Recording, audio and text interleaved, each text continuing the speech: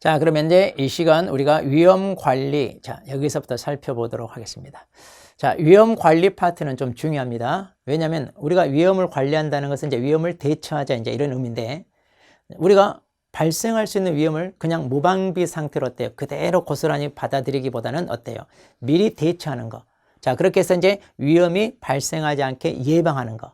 또 위험이 발생하더라도 그런 규모, 즉 손실의 규모를 좀 줄이자. 또 손실의 규모가 더 확대되지 않게끔 좀 막자. 자, 이런 측면에서 상당히 관리가 중요합니다. 네. 자, 그러면 자, 위험 관리가 뭐예요? 자, 위험을 발견하고 그 다음에 그 발생 빈도나 그 심도. 자, 심도가 이제 우리가 규모라고 보시면 돼요, 규모. 그러니까 얼마만큼 잘 이 위험이 발생할 수 있느냐. 그 다음에 심도, 규모는 어느 정도냐. 이걸 분석하여 가능한 최소의 비용으로 그 다음에 손실 발생을 최소화하기 위한 재반 활동을 의미한다. 자, 그러니까 쉽게 말하는 위험 관리라고 하는 것은 최소 비용으로 손실을 최대한 줄이자. 자, 이걸 위험 관리라고 합니다. 자, 그러면 이런 위험 관리, 자, 이런 목표는 그럼 어디에 있나요? 자, 위험 관리. 자, 첫 번째. 자, 방금 얘기했습니다. 자, 위험 관리 목표는요. 자, 첫 번째. 자, 최소의 비용으로 손실. 자, 이것을 좀 줄이자. 그랬죠? 자, 그렇게 함으로써 둘째. 자, 개인이나 조직의 생존을 확보하자. 그러니까 위험이 닥쳤다 하더라도 어때요? 거기서 일어나지 못하고 그러는 게 아니라 다시 경제적인 능력을 회복하여 생존을 확보하는 것. 자, 그게 이제 위험 관리 목표라고 볼 수 있습니다. 자, 그럼 이런 위험 관리의 목적. 자, 크게 둘로 나눠볼 수 있어요. 자, 사전적 목적과 그 다음에 사후적 목적인데, 자, 사전적은 자, 말 그대로요. 그 발생하기 전에 미연에 좀 예방 조치를 하자. 이런 측면이고, 사후적이란 말은 자, 위험이 발생했을 때 규모를 줄이고 또 그런 규모가 더 이상 확대되지 않게끔 하자. 자, 이런 측면이라고 보시면 돼요. 자, 그래서 여기 사전적 목적에 보시면요. 자, 경제적 효율성을 확보하자 그랬는데 이게 이제 아까 이거죠. 최소 비용으로 손실 비용을 최소화하는 거잖아요. 그래서 이제 이런 걸 미리 대처를 하게 되면 아무래도 어때요? 비용을 줄일 수 있다는 얘기고요. 두 번째, 불안의 해소. 그렇죠. 우리가 미리 대처를 해야 앞으로 닥치더라도 어때요? 거기에 대한 불안감이 어때? 줄죠.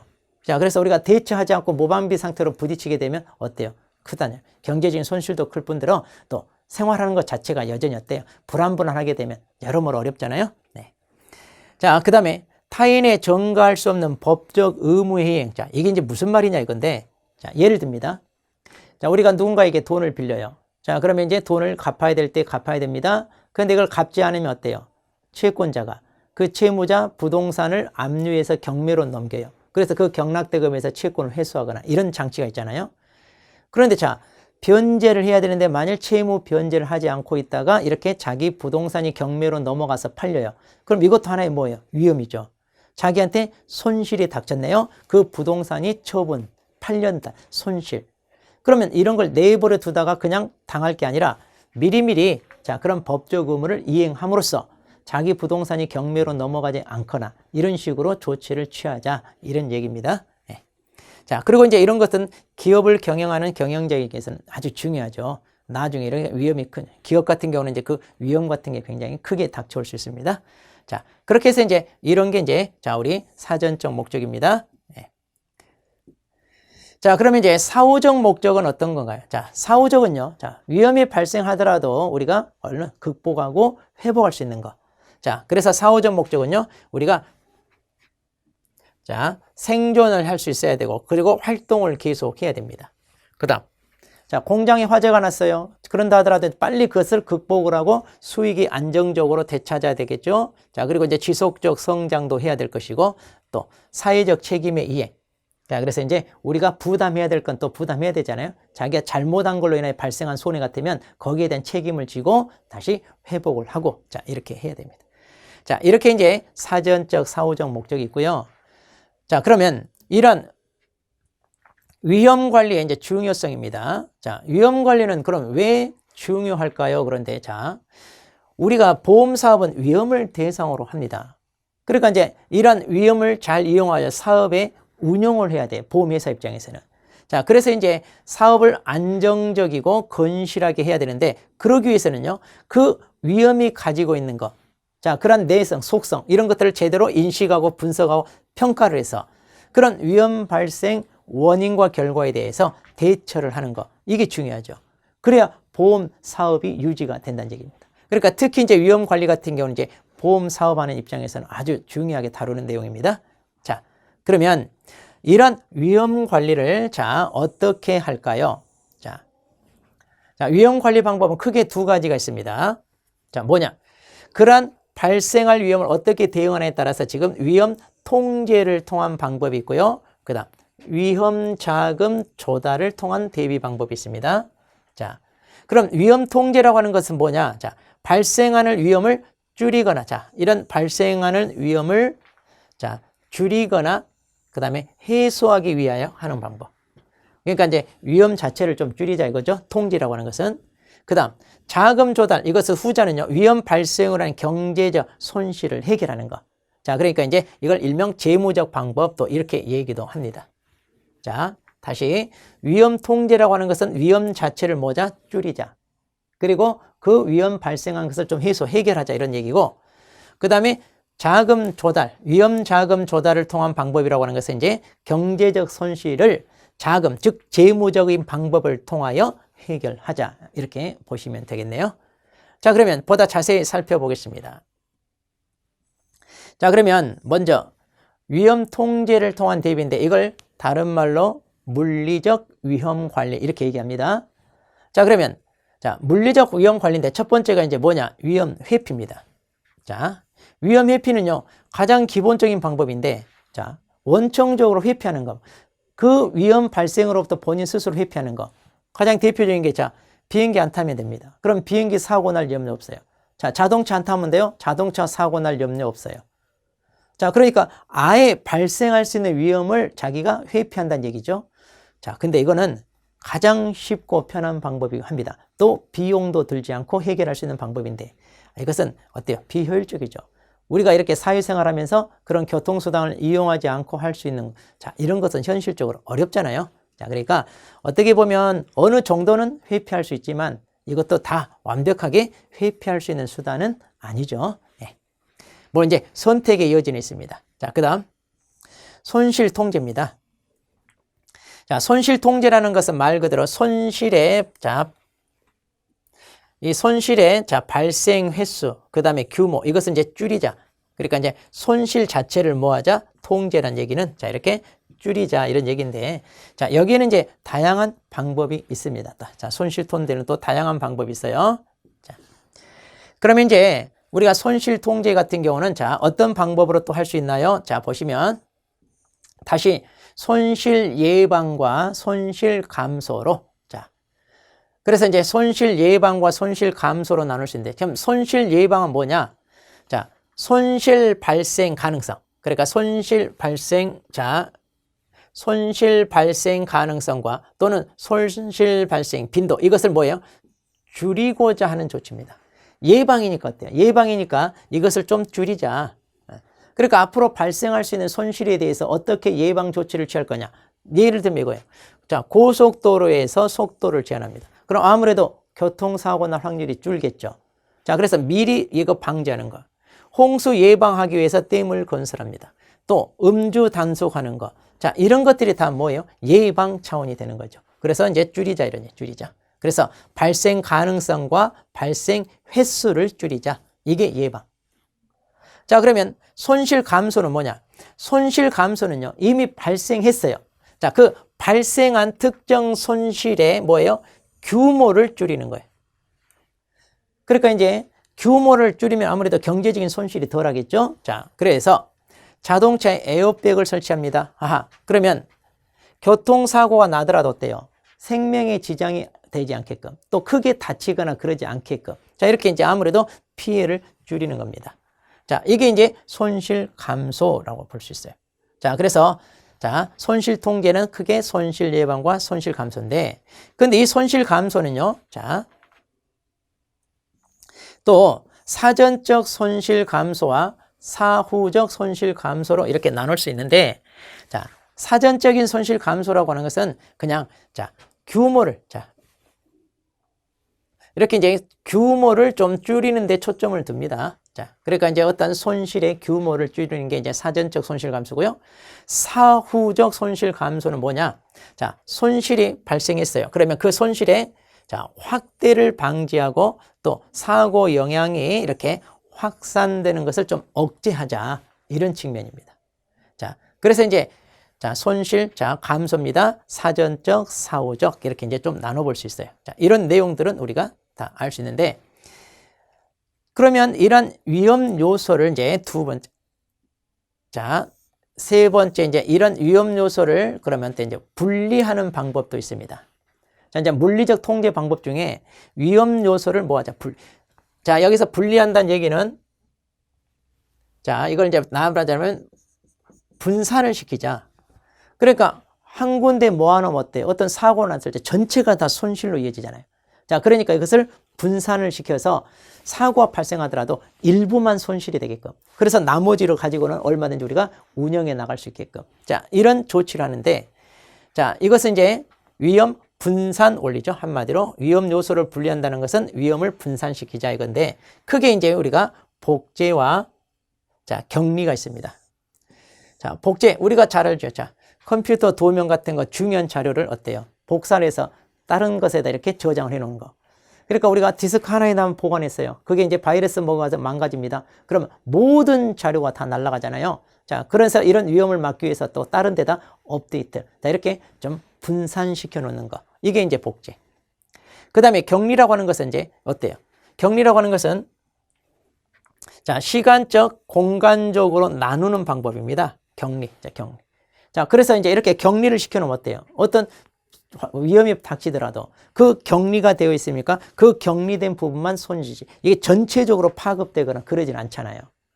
자, 이런 격리는 자, 사람들이 좀 많이 활용을 합니다. 보통 우리가 그러잖아요. 투자를 하고 싶어요. 그런데 투자 위험. 자, 이것을 그럼 우리가 어떻게 막을 거냐? 그래서 사람들 어떻게 포트폴리오 이런 구성을 하죠. 자, 그래서 현금 보유하고 또는 부동산에 투자하고 그리고 주식이나 본드 이런데. 자, 이런 식으로 포트폴리오다 해가지고 것을 세 개로 나누어서 투자를 합니다. 그래야 한쪽이 위험에 있어서 어떤 손실을 가져오더라도 다른 것은 손실이 없게끔. 자, 이런 식으로 이제 우리가 격리하는 것은 많이 활용이 됩니다. 네. 자, 그렇게 해서 이제 이렇게 나누는 겁니다. 나누는 거. 네. 자, 그런데 위험 결합을 통한 통제도 있습니다. 자, 방금 우리가 위험을 어때요? 분산시켰다고 그랬잖아요. 그런데 반대로, 자, 위험을 결합한다는 얘기는 그럼 무슨 얘기냐인데, 자, 위험 요소 분리와 당연히 반대는 경우인데 이것도 하나의 방법입니다. 자, 보통 이렇게 위험을 결합한다는 것은 이제 우리가 이제 보험제도, 저 뒤쪽에서도 좀 자세히 나와요.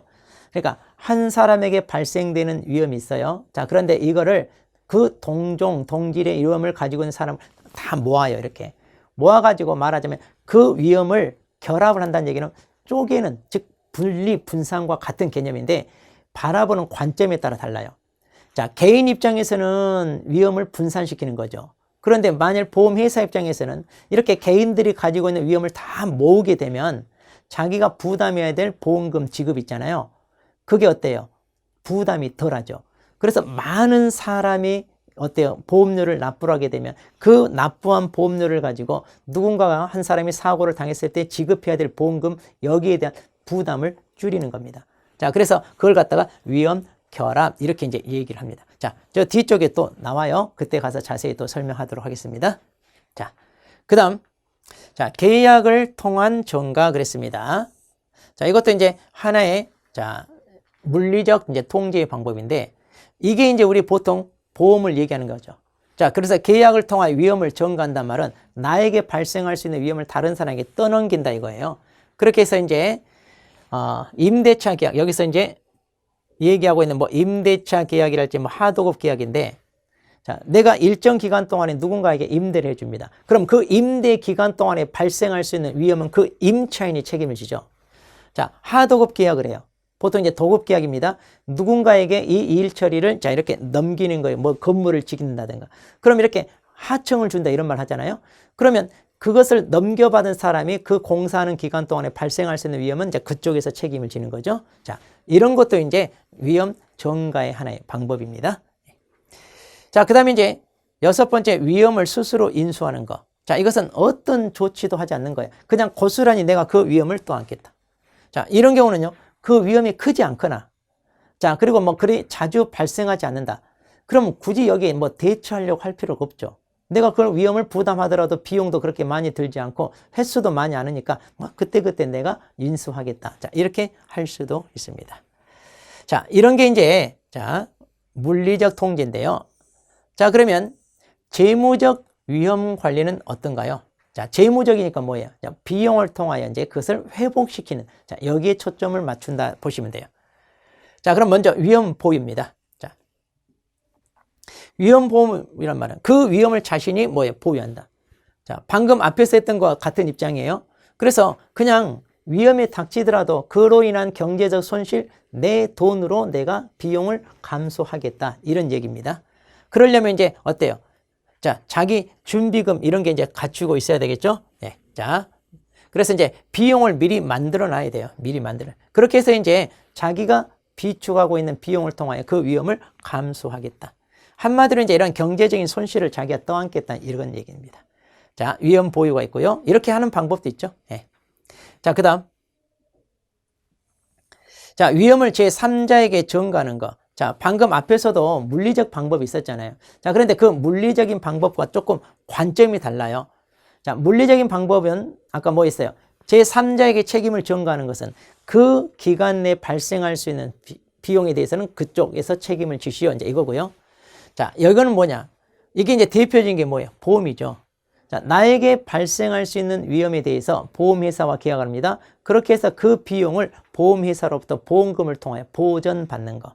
그러니까 이것은 재무적인 방법을 통하여 그 비용을 보험회사한테 떠넘겨서 나는 그 위험에 대해서 보상을 받겠다. 자, 이런 측면에서 제3자에게 전가 이런 말을 쓰는 거예요. 자, 똑같이 제3자에게 전가하는데 자, 물리적이냐 아니면 재무적이냐 그 차이입니다. 그 다음 위험 결합을 통한 위험 발생 대비. 자, 아까도 잠깐 나왔죠. 자, 이것은 이제 보험회사 입장에서 바라보는 관점입니다. 우리 개인 입장에서는 위험을 분산하는 거지만 보험회사 입장에서는 위험을 결합하는데 자, 이게 무슨 얘기냐? 자, 다수의 동질적 위험을 결합하여. 그러니까 예를 들면 화재를 놓고 봅시다. 화재 위험에 대해서 사람들이 우리 집에 화재가 발생하면 손해가 크니까 미리 보험에 가입해서 보험금 타겠다. 그럼 이런 사람들이 어때요? 한두 명이 아니라 많을 거 아니에요. 그럼 이 많은 사람으로부터 이런 보험을 가입을 받아들여요. 그러면 그게 뭐냐? 위험을 결합하는 거예요. 그 동일한 화재라고 하는 위험을 똑같이 떠안고 있는 많은 사람으로부터 이것을 다 하나로 묶는다는 얘기입니다. 그렇게 해서 이제 그 위험을 공동으로 대처하자 이런 얘기예요. 공동으로. 자, 그렇게 되면 자, 한 사람이 부담해야 될 그 위험을 많은 사람이 공동으로 부담하니까 그 숫자 각각 n분의 1로 나누니까 그 비용 부담이 줄겠죠. 자, 이게 이제 하나의 결합을 통한 대비다. 이렇게 보시면 돼요. 자, 이렇게 해서 이제 자,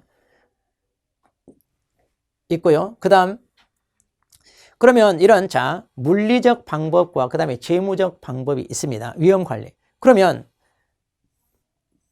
이런 위험 관리 방법을 선택하는데 이제 그러면 어떻게 우리가 이제 선택을 해야 될까요? 물론 가장 이상적으로 모든 것을 다 해결할 수 있는 방법을 선택하면 좋겠죠. 자, 그런데 현실적으로 좀 어려울 수 있어요. 그럼 모든 완벽한 조건을 다 갖추게끔 한다는 거. 자, 이것은 어렵습니다.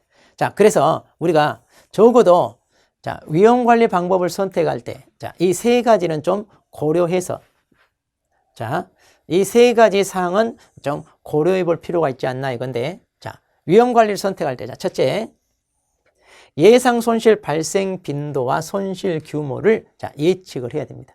그러니까 어느 정도 발생할지 예측을 해야지 그 맞는 방법을 우리가 선택할 수 있잖아요. 네.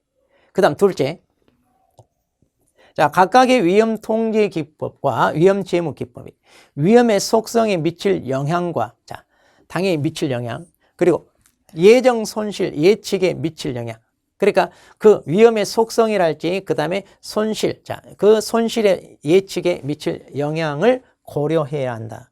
그렇죠. 거기에 각각 맞는 방법을 우리가 선택해야지 거기에 전혀 동떨어진 방법을 선택하면 그게 아무리 좋은 방법이라도 실질적으로 그 위험에 대해서 대처라고 할 수가 없습니다. 자, 그 다음에 세 번째. 자, 각각의 위험관리 기법에 소요될 비용입니다. 자, 이것도 중요하죠. 자, 그래서 이제 우리가 위험을 관리하는 것, 특히 사후적 조치라고 하는 것은 거기에 대한 비용으로 보존해 줘야 돼요. 특히 재무적 관리 방법은 비용이 들어갑니다. 그러면 그 비용이 어느 정도 들어갈지 또 예측을 해서 거기에 맞는 방법을 선택해야 됩니다. 자, 이렇게 해서 이제 우리가 위험 관리 방법 선택할 때 이런 걸 자, 고려해서 하는데, 자, 이 표를 한번 보겠습니다. 자, 이 표를 보면 이제 우리가 쉽게 잘 이해가 될 수 있습니다. 자, 그러면 위험 특성에 따른 위험 관리 방법이거든요. 자, 그러면 자, 보세요. 여기 보시면 자, 손실 횟수, 그러니까 얼마만큼 자주 발생하느냐. 자, 이게 이제 적게 발생하느냐, 많이 발생하느냐. 그 다음에 규모. 자, 손실이 발생했을 때 그 규모가 크냐, 작냐. 그러면 잘 보세요. 횟수는 얼마 발생하지 않아요. 규모도 작아요. 그러면 이런 경우는 어때요? 그냥 자기가 떠안는 거예요. 자, 그래서 이걸 자가보험 이렇게. 그러니까 자기가 그 위험을 그냥 인수하는 거예요. 그러면 이제 자기 비용으로 이것을 이제 감당한다 이런 얘기입니다. 자, 그런데 손실 횟수, 발생 횟수는 많아요. 발생 횟수는 많은데 규모는 작아요. 그러면 규모는 작기 때문에 손실에 대한 재정적인 어떤 비용은 많이 들지 않는다는 얘기잖아요. 자, 그런 것은 이제 자기 할 수 있는 선에서 어때요? 통제를 하면 됩니다. 자, 그래서 이제 손실 통제, 우리가 아까 앞에서 배웠던 방법 있잖아요. 예, 손실 감소랄지 또는 이런 건 부담을 자기가 어느 정도 커버할 수 있어서 돼야 되고요. 자, 근데 이제 횟수는 적지만 한 번 발생하면 규모가 너무 커요. 자, 이런 경우는 어떻게 하냐. 이게 이제 내가 이걸 부담하는 게 아니라 누군가의 전가입니다. 그 위험 전가하는 게 이게 뭐예요? 보험이에요. 자, 그래서 어쩌다 한 번씩 발생할 수 있는 위험인데 규모가 크니까 그런 게 갑자기 나한테 닥치면 어때요? 우리가 좀 당황스럽잖아요. 자, 그래서 이런 걸 미리 대비하기 위해서 우리가 보험에 가입을 합니다. 그러니까 이게 이제 보험 제도의 취지에 있어요. 자, 그 다음 횟수도 많이 발생하는데 규모도 커요. 이것은 감당이 안 돼요. 이것은 우리가 어때요? 스스로 회피하는 방법밖에 없어요. 자, 그래서 물론 회피한다고 해서 다 회피가 되면 좋지만 안 될 수도 있죠. 자, 그래서 이제 이런 경우는 어떻게 감당? 이건 보험도 안 되죠. 왜? 횟수가 많은데 규모도 커요. 그럼 보험회사가 이걸 다 감당할 수 없어요. 그럼 보험회사가 부도가 나요. 그러니까 보험 제도로도 이거 대비가 안 됩니다. 자, 그래서 이제 이건 회피하는 방법이 없어요. 회피하는. 자, 그러면 시험에 출제될 때요. 자, 여기 빈칸 빈칸 해놓고 여기다 어떤 형태를 선택하는 게 좋은가? 자, 이렇게 물어볼 수 있어요. 이게 이제 가장 시험에 내기 가장 좋은 내용이라고 보시면 됩니다. 자, 그러면 이렇게 이제 위험 관리, 자, 방법을 우리가 살펴봤습니다. 그러면 이제 이런 예제 문제 같은 경우는 여러분들이 자, 한 번씩 자, 이렇게 풀어보세요. 자, 그래서 방금 이런 식으로 자, 문제가 출제될 수 있습니다. 자, 그런데 이런 문제는요, 나중에 우리가 문제풀이 강좌가 있다고 그랬잖아요. 자, 그러면 거기에서 한 번 더 이렇게 다룰 수 있습니다. 네.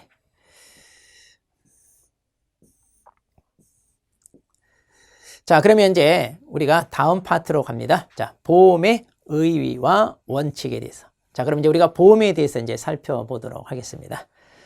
자, 그러면 자, 보험이 뭐냐?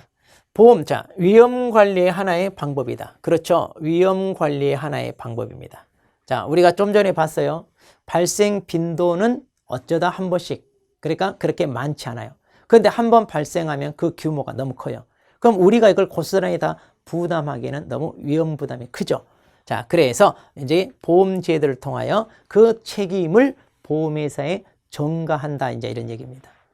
자, 그래서 이제 자, 자신의 위험을 자, 제3자에게 이렇게 전가하는 제도. 바로 이게 바로 뭐다? 보험이다. 자, 그럼 이제 보험에 대한 뭐 용어의 정의 뭐 이런 게 자, 보시면 보험이란 이제 용어의 정의를 살펴볼 때 이렇게 뭐 다양하게 이렇게 있는데요. 자, 그냥 이렇게 하시면 돼요. 자신의 위험을 제3자에게 전가하는 제도로서 위험 관리 하나의 방법이다. 이렇게 보시면 돼요. 뭐 이런 내용까지 우리가 다 암기하거나 이런 건 아닙니다. 자, 그런데 여기서 조금 이제 우리가 이해해야 될 얘기 있어요. 자, 여기 보시면, 자, 보험은, 자, 다수의 동질적인 위험을 한 곳으로 모으는 위험 결합행입니다. 자, 여기서 이제 위험 결합행이란 말을 쓰고 있습니다. 자, 이걸 통하여 가게나 기업이 우연적인 사고 발생으로 입게 되는 실제 손실. 자, 이렇게 실제 손실을 다수의 동질적 위험 결함으로 얻게 되는 평균 손실로 대체하는 것이다. 그랬네요. 자, 그러면 다수의 동질적인 위험을 한 곳에 모은다. 이 말은 이제 이것을 위험을 결합한다. 이렇게 이제 표현하는데, 자, 자기 집에 화재가 발생했을 때 이 화재로부터 손실을 보장받고 싶어요. 그러니까 이런 화재 위험으로부터 불안불안하게 살 게 아니라 이런 보험을 통하여 내가 어때요? 보장을 받게 되면 그런 화재 위험이 발생하더라도 우리가 당황하지 않고 어때? 극복하고 정상적인 생활을 할 수 있잖아요. 자, 그러면 이런 화재 위험으로부터 내가 보호받고 싶다? 이런 사람들이 많을 거 아니에요. 그럼 그 많은 사람이 하나로 뭉치는 겁니다. 자, 하나로 모여요. 이걸 갖다가 이제 우리가 위험 결합이라고. 그 각자 한 사람 한 사람이 가지고 있는 화재에 대한 위험. 자, 그것을 하나로 모은다는 얘기예요.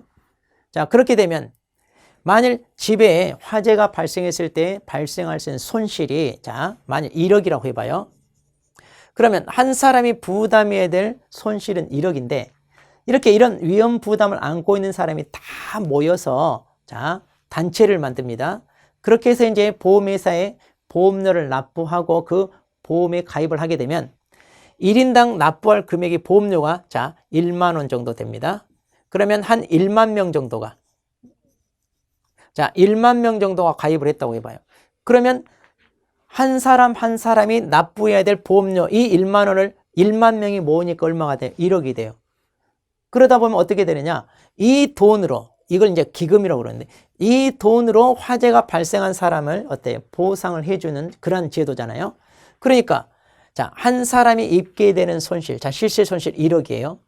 그런데 이렇게 동질적 위험 결합으로, 이게 이제 결합입니다. 이런 결합으로 평균 손실로 대처한다. 그러니까 1만 원의 보험료 납부한 이 비용만 부담하면 되는 거예요. 그러니까 1억에 대한 손실이 만 원으로 이렇게 평균 손실로 바뀌죠. 그러니까 위험 부담이 주는 거죠. 그래서 보험이라고 하는 것은 위험을 분산, 분리하는 거. 그러면 보험회사 입장에서는 어때요? 1억이라고 하는 보험금을 지급해야 되니까 이 부담금이 커요. 그래서 최대한 많은 사람으로부터 보험 가입을 받아들여서 이들이 내는 이 보험료. 자, 이걸 통하여, 이제 이걸 결합이라고 그래요. 이걸 통하여 이 1억의 보험금을 지급하게 되면 아무래도 이제 비용이 줄겠죠. 이렇게. 자, 그렇게 해서 이제 이게 이제 보험 제도를 나타내는 이제 가장 대표적인 용어입니다. 자, 그래서 이제 여기 이렇게 설명했어요. 자, 이렇게 다수가 모여 보험료를 각출하여. 자, 여기서 각출인데 정확히는 이제 객출이라고 그래요. 객출. 자, 객출이라는 표현이 맞습니다. 그래서 어떤 특정한 목적을 위하여 개개인이 이렇게 납부를 해서 모은 돈. 이제 그걸 이제 우리가 객출 이렇게. 그렇게 해서 이제 공동재산을 조성해서. 그렇게 해서 이제 이렇게 우연히 발생한 사고에 대해서 손실을 입은 사람한테 뭐예요? 보험금을 지급하는 거죠. 지금 이 얘기를 이렇게 이제 학설적으로 이제 좀 표현한 겁니다. 이제 이렇게 이제 조금 이제 어렵게 이제 이렇게 표현한 게 이제 이거고요. 이게 이제 우리가 말하는 보험 제도입니다. 자, 그러면 이러한 보험을요, 어떤 관점에서 바라보느냐에 따라서 조금 다양하게 이제 우리가 정의를 내릴 수가 있습니다. 자, 그러면 먼저 경제적 관점에서 바라봤을 때, 자, 먼저 경제적 관점에서 바라보는 보험은 그러면 어떻게 정의 내릴 수 있나요? 자, 경제적이라는 것은 한마디로 뭐예요? 재무적, 돈이잖아요. 자, 그러니까 뭐예요? 재무적 손실에 대한 불확실성. 자, 이것을 뭐예요? 보장하겠다. 다시 말해 위험의 감소죠. 위험이. 뭘로? 자, 돈으로 보상을 해주기 때문에 그 위험이 감소됩니다. 자, 그렇게 해서 이제 한마디로 자, 경제적 관점은 자, 재무적 손실에 대해서 보장해 주는 거다. 이렇게 보시면 돼요. 자, 그러려면 이제 자, 방금 전에 봤잖아요. 자, 이런 보험은 위험을 결합하여 위험을 감소시킵니다. 한 사람이 부담해야 될 위험을 많은 사람이 이렇게 하나로 결합함으로써 자, 이걸 n분의 1로 나누기 때문에 그 위험이 감소되는 거다. 자, 그래서 이제 경제적인 관점. 한마디로 이것은 그거예요. 십시일반. 그래서 많은 사람들이 같은 동질 위험을 가진 사람이 모여서 보험료를 일부씩 납부해요. 그럼 그걸로 기금을 만들어서 손실을 입은 사람한테 보험금이 지급됩니다. 자, 그래서 이제 이걸 우리가 일종의 십시일반 비슷한 그런 관점이다. 자, 그 다음에 자, 사회적 관점에서 바라봤을 때입니다. 자, 사회적 관점. 그럼 이 사회적 관점이라고 하는 것은 뭐냐? 자, 사회의 자, 구성원에게 발생한 손실을 다수인이 자, 부담하는 것. 그러니까 이제 이것은 사회 전체적인 관점에서 바라보는 시각입니다. 자, 그래서 이제 이런 사회적 관점에서 바라봤을 때는 이제 각자가 이것도 똑같아요. 십시일반으로 보험료를 납입해요. 그걸 이제 기금으로 만들어요. 그렇게 해서 이제 그 손실을 입은 사람한테 뭐예요? 이제 도와주는 거죠. 그러니까 이걸 사회적인 관점에서 바라봤을 때 얘기입니다. 사회적. 그러니까 우리가 외면할 수 없잖아요. 자, 그래서 사회 구성원에 대해서 그 피해를 외면할 수 없고 우리가 같이 모여서 같이 좀 도와주자. 그래서 이제 이걸 가장 잘 표현하고 있는 말이 자, 이 말입니다. 만인은 1인을 위하여. 그리고 이제 1인은 만인을 위하여. 이제 이런 표현이 있습니다. 이게 이제 어떻게 보면 보험 제도를 표현해 주는 어떤 문구가 될 수 있습니다. 자, 보험 제도. 예. 자, 그다음. 자, 우리가 이제 법적인 관점에서 이제 바라봤을 때는 어떤가요? 자, 법적인 것은 한마디로 뭐예요? 법적인 계약입니다. 계약. 그래서 계약을 통하여 제3자에게 책임을 전가하는 거. 그게 이제 법적인 관점에서 바라보는 거. 자, 그러니까 우리가 보험회사와 보험계획자, 즉 보험가입자와 계약을 통하여 나한테 발생할 수 있는 이 손실에 대해서 당신 내가 대신 책임져 주시오. 자, 이렇게 이제 계약으로 그 관계를 유지하는 거. 이게 이제 법적인 관점이라고 보시면 됩니다. 자, 그래서 이제 법적인 관점 한마디로 뭐다? 자, 법적인 계약이다. 자, 그 다음에 수리적 관점이에요. 수리적. 자, 수리적 관점이라고 하는 말은 뭐냐? 보험도요. 자, 보험도. 이거 이제 유지가 되려면 확률 이론과 그 다음에 통계적 기법을 바탕으로 하는데 확률 이론이라는 것은 이 사고가 얼마만큼 자주 발생할 수 있는가. 자, 그 다음에 통계적 기법. 그럼 그런 사고가 발생했을 때 몇 명 정도 보험을 가입시켜서 그 각각이 납부해야 될 보험료를 얼마로 산정해야 될 것인가. 자, 이런 수치적인 이런 방법이 필요하죠. 그렇게 해서 이제 가장 적합한 보험료와 또 적당한 보험금, 이게 이제 산출이 되어야 되잖아요. 자, 그렇게 해서 이제 자, 손실을 예측해서 그런 보험료 이런 것을 수치적으로 통계를 내서 이제 보험 제도를 만드는 거죠. 자, 그래서 이제 수리적 제도라는 것은 바로 이런 거. 자, 수학적인 수치 이런 통계를 이용하는 거다. 이제 이렇게 보시면 되겠네요. 예. 자, 이렇게 해서 이제 우리가 자, 보험에 대해서 지금 자, 살펴봤는데 자, 그럼 이제 보험의 자, 특성에 대해서 우리가 또 살펴보면 방금 얘기한 거 거의 비슷비슷한 내용이 또 반복됩니다. 자, 그럼 보험의 특성이 뭐냐? 자, 보험은 자, 예기치 못한 손실의 집단화. 자, 그래서 우리가 앞으로 발생할 수 있는 손실이 있잖아요. 그런 예기치 못한 이러한 손실, 이것을 뭐예요? 집단화. 즉, 이걸 위험결합 그랬잖아요. 위험결합. 자, 그래서 예상할 수 없는 손해가 발생하면 우리가 크니까 그것을 미리 대비하자. 그렇게 해서 대비를 하는데 그럼 어떻게 대비할 거냐?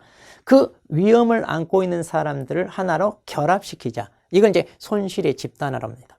그래서 개별적으로 발생할 수 있는 그 위험을 손실 집단으로 이렇게 결합을 시키자. 그렇게 해서 모든 많은 사람, 이런 사람들이 그걸 나누어서 부담하자. 이런 겁니다, 이게. 자, 그래서 보험의 특징은 집단화. 자, 집단화. 자, 그 다음에 자, 그러니까 이렇게 이제 집단화 한다는 얘기는 자, 위험을 결합한다는 얘기입니다. 그런다면 각자가 책임져야 될 것을 어때요? 모든 사람이 이렇게 동일하게 이제 반반씩 n분의 1씩 이렇게 부담을 하기 때문에 어때요? 그 평균 손실. 아까도 잠깐 나왔죠? 자, 개인이 부담해야 될 이렇게 전체적인 게 평균 손실로 대체된다. 그럼 그 많은 집단, 자, 이렇게 결합된 사람들의 평균 손실로 대체되니까 아무래도 비용 부담 이런 게 줄어들겠죠. 예. 자, 그 다음에 위험 분담입니다. 자, 위험 분담이란 말은 자, 방금 위험을 집단한다. 즉 위험을 결합한다는 얘기잖아요. 그거를 또 다른 측면에 봤을 때는 위험 분담. 이걸 이제 다른 말로 자, 위험 자, 분산한다. 그러니까 보험회사 입장에서 봤을 때는 그 위험을 결합하는 거고 각자 보험에 가입한 개개인들 입장에서 봤을 때는 자기가 떠안을 위험을 분산하는 겁니다. 자, 그래서 이제 위험 결합이랄지 위험 분담이란 말지 그래서 서로 비슷비슷한 같은 개념이라고 보시면 돼요. 단지 이제 바라보는 관점에 따라 이게 조금 달라요. 예. 자, 그러니까 위험을 분산한다는 것은 혼자 부담할 것을 보험에 가입한 그 많은 사람들이 나누어서 분담하기 때문에 뭐예요? 여기 상호부죠. 그래서 우리 십시일반처럼 보험료 납부한 걸 가지고 각자가 분담한다. 어떤 그런 개념입니다. 자, 이게 이제 보험의 아주 중요한 특징 중에 하나죠. 예. 자, 그 다음에 이제 위험 전가입니다. 자, 위험 전가는 그거죠. 나한테 발생할 수 있는 위험을 제3자한테 떠넘기겠다. 자, 그래서 이제 보통 계약에 의해서 자, 이렇게 계약에 의해서요. 자, 위험을 자, 보험회사한테 말하자면 떠넘기겠다. 이거죠. 자, 그래서 이제 본인이 부담하기 힘든 그러한 경제적인 부담을 자, 보험회사에게 이제 떠넘기는 이게 이제 위험 전가에서 가장 또 보험의 대표적인 그런 특징을 나타내는 것 중에 하나입니다. 자, 그러면 지금 이거 지금까지 얘기를 이렇게 그림으로 이제 다시 이렇게 좀 정리를 해봤어요. 자, 그럼 보세요. 자, 계약자와 계약자 사이에 위험을 분담합니다. 어떤 식으로? 소액의 보험료를 매개체로. 그러니까 1인당 만일 보험료를 10,000원씩 분담해요. 자, 그러면 1만 명 정도가 보험에 가입했다고 해요. 그럼 한 사람에게 발생할 수 있는 1억 정도의 손실을 이 사람들이 그 10,000원 이걸로 어때요? 위험을 1만 분의 1로 쪼개서 분담한 거죠. 이건 이제 분산했다 이런 개념입니다. 자, 그런데 자, 보험자 입장에서는요. 그럼 이렇게 보험 계약자, 자, 보험을 받아들이잖아요. 그러면 그 보험을 받아들이는 것, 그 동일한 위험을 가지고 있는 사람, 이것을 위험을 결합시킨다. 그러니까 보험회사 입장에서는 자, 한두 사람에게 발생할 수 있는 그런 위험에 대해서 자기가 책임진다면 오히려 손실이 크잖아요. 그러니까 동일한 위험을 가지고 있는 사람들 최대한 많이 어때요? 확보를 해야 됩니다. 그렇게 해서 최대한 많이 확보를 하게 되게 되면 어때요? 누가 사고가 발생하더라도 보험금 지급하더라도 그게 어때요? 부담이 줄죠. 그 많은 사람부터 이제 이미 보험료를 받았기 때문에. 예. 자, 그리고요. 계약자 입장에서는 이제 보험자한테 방금 말한 것처럼 위험을 전가합니다. 계약을 통해. 자, 그래서 나한테 발생할 수 있는 위험을 당신이 좀 책임져라. 그래서 그냥은 안 되죠. 자, 보험료를 납부함으로써. 그럼 이제 보험자 입장에서는 좋아. 그 위험을 내가 떠안는 대신에 보험료를 받았잖아요. 자, 그렇게 해서 이제 그 보험료 기금을 통하여 사고가 발생했을 때 보험계약자한테 보험금을 지급합니다. 자, 이런 이제 구조가 이제 우리 보험을 나타내는 하나의 관계죠. 자, 이렇게. 자, 이러면 그림을 이제 살펴봤고요. 그 다음, 실제 손실에 대한 보상 그랬습니다. 자, 보험의 특징 중에 또 하나가 이거죠. 우리가 실제 발생할 수 있는 손해, 이걸 우리가 실손보상이라고 하잖아요. 그러니까 보험을 통하여 어떤 이득을 얻겠다 이러면 안 돼요. 그래서 우리가 투기적 위험 같은 경우는 보험 대상이 안 된다고 그랬어요. 그래서 도박화로 흐를 수 있다고 그랬습니다. 그러니까 어떤 이득을 보는 거. 자, 그래서 이런 것은 보험을 통하여 이득을 보는 경우는 없게끔 합니다. 그래서 이제 실손보상. 이게 보험의 가장 중요한 원칙이 하나죠. 만일 실손보상이 되지 않고 어떤 이득을 얻을 수 있다. 그럼 어때요? 역선택이랄지 도덕적 위태. 이런 게 발생할 수 있습니다. 자, 우리가 이제 좀 도덕적 위태도 이제 다음에 살펴볼 건데요. 자, 그러니까 의도적으로 사고를 일으켜서 그러니까 우리는 원래 보험은 사고가 나지 않게끔 좀 대비하겠다 이건데 사고가 나더라도 그 손실을 좀 보상받겠다 이거잖아요. 그런데 의도적으로 사고를 일으켜서 본인이 납부한 보험료보다 더 많은 보험금을 타가겠다. 자, 이것은 보험제도 취지와 어긋납니다. 자, 그래서 이득을 본다면 이런 일이 벌어질 수 있기 때문에 우리는 실손보상을 원칙으로 합니다. 예. 자, 이렇게 해서 이제 우리가 자, 보험의 이제 특징들 살펴봤고요.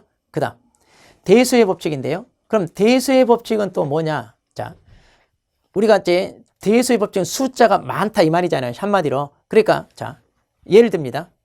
어떤 사람이, 자, 자기 집에 화재가 발생했습니다. 그럼 이렇게 화재가 발생했으면 그 화재가 발생했을 때, 화재가 발생했습니다. 그러면 이 사람에게 발생한 화재로 인하는 자, 손실이 자, A라고 해봅시다. 한 1억이라고 해요. 그러면 이제 자, 집에 화재가 발생했을 때 손실이 1억이다. 그런데 B한테 발생한 화재는 자, 만일 3천만 원이라고 그래요. 그러면 보통 화재가 한번 발생했을 때 손실액이 얼마예요? 라고 했을 때 우리가 얼마라고 얘기할 수 있나요? 딸랑이 두 사고만 가지고는 평균을 내기가 어려워요. 그러다 보니까 최대한 많은 어때요? 이런 사고가 있어야 대충 한 주택에 화재가 발생했을 때 평균적으로 손실은 이 정도 되겠구나라고 우리가 예측을 할 수 있죠. 그러니까 최대한 표본이 많아야 돼. 자, 여기서 표본이 크다는 얘기는 최대한 표본이 많아야 됩니다. 고작 한두 개 사고를 가지고 화재가 발생했을 때 손실이 이 정도 되겠구나 이렇게 얘기할 수 있냐? 그건 아니다는 얘기예요. 자, 그래서 어느 정도 표본이 많이 갖추고 있어야 통계를 내서 정확하게 예측할 수 있어요. 자, 그렇게 해서 주택에 화재가 발생했을 때는 보통 이 정도 손실이 발생한다. 그렇게 해서 이런 게 통계가 예측이 되어야 어때요? 보험 가입이 되죠. 그렇게 해서 보험회사 입장에서는 자, 화재가 발생했을 때 보험금은 손실이 이 정도 되니까 이 정도 지급해야지. 그리고 우리가 받아낸 보험료는 이 정도로 책정하면 되겠다. 이게 나오는 거예요. 자, 그래서 대수의 법칙이라고 하는 것은 바로 이걸 얘기하는 겁니다. 자, 그래서 보험은 아주 중요한 원칙 중에 하나입니다. 자, 그러면 이러한 보험의 성립 조건입니다. 자, 보험이 성립하기 위해서는요. 자, 그러면 방금 이러한 모든 보험의 특성 이런 것들 다 완벽하게 갖춰서 하면 좋겠죠? 자, 그렇게 해서 이제 우리가 보험이 성립되려면 이제 이런 모든 것을 다 하나로 갖추는 건데 그래도 중요한 것 몇 가지 특징. 자, 이거 이제 우리가 살펴봅니다. 그러면 적어도 보험이 성립되기 위해서는 이 정도는 갖춰야 이제 보험이 성립된다고 말할 수 있는 자, 그러한 조건 몇 가지입니다. 자, 첫 번째. 자, 여기서 이제 동질적 위험이 다수 존재한다. 방금 이것은 뭐예요? 예. 이것은 대수의 법칙과 자, 연관이 됩니다. 그래서 동질적 위험입니다. 그러니까 화재면 화재. 이렇게 해야 돼. 교통사고면 교통사고야지. 같은 위험이어야지 되지. 이게 서로 별개의 위험이 묶이면 이건 정확한 측정이 어렵죠. 손실 발생이랄지 그런 모든 비용이랄지 이런 게 산출하는 방식이 달라지니까 보험 제도가 될 수가 없습니다. 자, 그리고 이제 이게 다수 존재해야지 어때요? 그 발생된 위험에 대한 손실 예측이 가능합니다. 자, 그래서 이제 대수의 법칙이 적용되는 거죠. 자, 그러면 자, 이러한 동질적 위험이 이제 다수 존재해야 되는데요. 그럼 이런 동질적 위험을 또 너무 엄격하게 적용한다? 이것도 좀 쉽지는 않아요. 자, 그래서 자, 그 속성에 따라서 이제 적당히 비용이 어느 정도 산출될 수 있는지 이런 걸 따져봐서 이제 하면 될 것 같습니다. 자, 그 다음에 이제 두 번째입니다. 자, 손실의 우연적 발생입니다. 자, 보험이 제대로 기능을 하기 위해서는요, 손실이 의도적으로, 그러니까 도덕적 위태가 발생하면 안 된다고 그랬잖아요. 자기 이익을 많이 가져가기 위해서 의도적으로 손실을 일으키는 거, 이런 건 안 돼요. 그러니까 우연히 발생한 손실에 대해서 보상을 해주는 게 보험 제도입니다. 자, 그러면 자, 이렇게 계약자가 고의나 또는 사기를 치기 위한 이런 의도적인 자, 이런 게 이제 발생하지 않는 자, 그런 위험이 이제 우리가 보험이 가능한 자, 그래서 우리가 우연히 발생할 수 있는 자, 손실이고요. 그 다음에 한정적 손실이라고 그랬어요. 자, 한정적 손실은 어떤 거냐? 자, 우리가 이것도 측정 가능한 앞에서 우리가 객관적 위험이라고 그랬잖아요. 그러니까 어느 정도 측정 가능한 그리고 개개인에게 부담될 수 있는 그런 위험 그런 게 이제 보험 대상이지 이게 주관적 위험이랄지 그 다음에 이제 사회적 그렇게 전체적으로 파급될 수 있는 위험 이런 경우는 보험이 다 감당하기가 어렵습니다. 자, 그러니까 한정적 손실이어야 된다 이런 얘기죠. 자, 그 다음 자, 비재난적 손실 그랬습니다. 자, 여기서 이제 재난이라고 하는 것은 그 규모가 너무 큰 거예요. 이 재난이라고 하는 것은 그러니까 너무 규모가 크면 그러니까 보험회사가 감당하기 어려워요. 자, 그래서 어느 정도 감당할 만한 손실이어야 됩니다. 자, 그래서 이제 비재난적 손실입니다. 그러니까 재난적일 만큼 너무 그게 규모가 크다면 감당이 어렵습니다. 자, 그래서 비재난적 손실. 자, 그러니까 이런 재난적 손실 같은 경우는요, 국가가 개입해서 정책적으로 국민의 복지를 위해서, 국가가 국민의 건강 안녕을 위해서 이제 나서서 해야죠. 자, 그래서 이제 보통 이렇게 지진이나 쓰나미 같은 이런 대형 이런 재난 같은 경우는 자, 보험회사가 감당하기 어렵습니다. 네. 자, 그 다음에 이제 자, 보겠습니다. 확률적으로 계산 가능한 손실 그랬습니다. 자, 확률적으로 계산 가능한 손실. 그러니까 어느 정도 산출이 되어야죠. 그 손실을. 그래야 보험회사가 그 손실만큼 우리가 보상을 해줄 수 있습니다. 그러니까 확률적으로 계산되지 않을 정도로 너무 규모가 크거나 이러면 어렵다 이 말이죠. 자, 그 다음. 자, 경제적으로 부담 가능한 보험료 그랬습니다. 자, 그러니까 아무리 보험 제도가 있다 하더라도 이걸 감당하기 힘들 정도로 보험료를 너무 많이 내야 된다. 그럼 누가 하겠어요? 그걸 감당하기 어렵죠. 자, 그러니까 어느 정도 좀 보험자 입장에서 적정한 금액을 산출해서 계약자로 하여금 보험에 가입할 수 있게끔 그걸 산출해야 되겠죠. 자, 그래서 사고를 발생했을 때 보험회사 입장에서는 또 이거 무상으로 뭡니까? 사회봉사하는 그런 서비스 기관은 아니잖아요. 자기도 어느 정도 수익을 내야 돼요. 그 다음 보험 가입하는 입장에서도 어때요? 이 정도 보험료를 가지고 내가 보험에 가입했을 때 나중에 발생한 손해에 대해서 보상받는 거 이거 괜찮다라고 판단이 되어야 어때요? 가입할 거 아니에요? 자, 그래서 이런 게 서로 맞아야 돼요. 자, 그래서 이제 어느 정도 적정한 보험료 산출. 자, 이런 건 중요합니다. 자, 이렇게 해서 이제 보험에 되기 위한 보험이 성립하기 위한 조건들. 자, 이런 걸 갖춰야 된다는 거. 자, 여기서 이제 잠깐 쉬고 또 다음 파트 보도록 하겠습니다.